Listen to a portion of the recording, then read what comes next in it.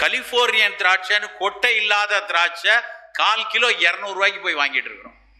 திண்டுக்கல்ல இருக்கக்கூடிய திராட்சை பன்னீர் திராட்சைன்னு பேரு, 50 ரூபா 60 ரூபா தான்.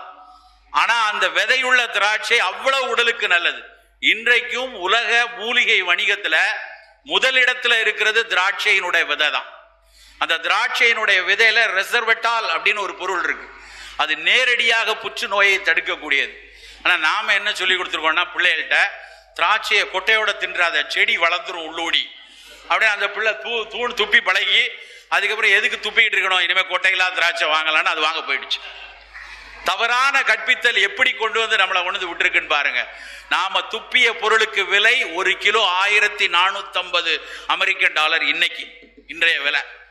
ஆனா அதை நம்ம யோசிக்காம கொட்டை இல்லாத திராட்சை வாங்கி கொண்டிருக்கிறோம்.